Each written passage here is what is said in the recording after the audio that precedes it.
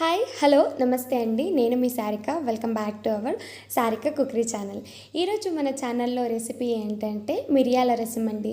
బయట వర్షం అయితే పడుతూనే ఉంది, అలాగే చలిగా ఉంటుంది కాబట్టి ఆ చలిని ఇట్టే పొగొట్టేలా ఘాటుగా మిరియాల రసం చేసుకుంటే చాలా బాగుంటుంది.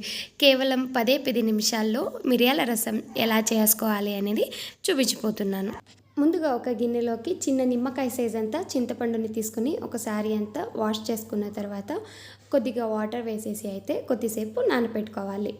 అలాగే ఒక 15 నుంచి 20 మిరియాలు, 1 టీ స్పూన్ దాకా జీలకర్ర, వీటి రెండింటిని దంచుకుని పొడి చేసుకొని అయితే పక్కన పెట్టుకోవాలి.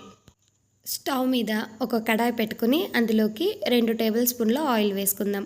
ఆయిల్ వేడైన తర్వాత ఆవాలు, మినపప్పు మరియు పచ్చిశనగపప్పు వీటన్నిటిని వేసుకుని 1 నిమిషం పాటు ఫ్రై చేసుకున్న తర్వాత ఇప్పుడు ఇందులోకి కరివేపాకు, ఒక 5-6 ఎండుమిర్చిని చిన్నగా కట్ చేసుకొని వేసుకోవాలి. అలాగే వెల్లుల్లిపాయలు వీటన్నిటిని యాడ్ చేసుకుని వెల్లుల్లి అనేవి కొంచెం మెత్తగా అయ్యేంత వరకు ఫ్రై చేసుకోవాలి.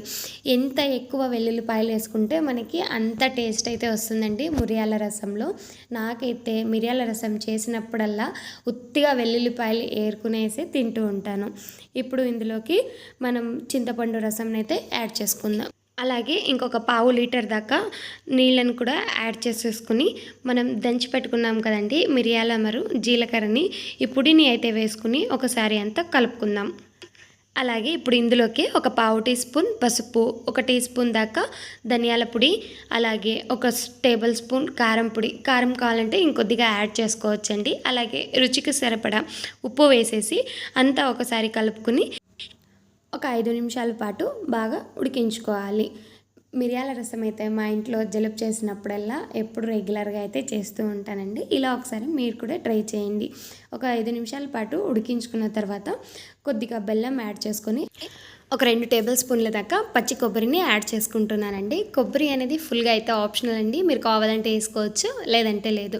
అలాగే లాస్ట్లో కొద్దిగా కొత్తిమీర కూడా వేసేసి ఇంకొక 2-3 నిమిషాల పాటు ఉడికించుకుంటే మనకి మిరియాల రసం అనేది రెడీ అయిపోతుంది. ఇలా ఒకసారి మీరు కూడా ట్రై చేసి ఎలా వచ్చింది అనేది నాతో షేర్ చేసుకోండి. అలాగే మీకు కనుక ఈ వీడియో నచ్చినట్టయితే నా ఛానల్కి లైక్ చేయండి, షేర్ చేయండి, తప్పకుండా సబ్స్క్రైబ్ చేయండి. Thank you.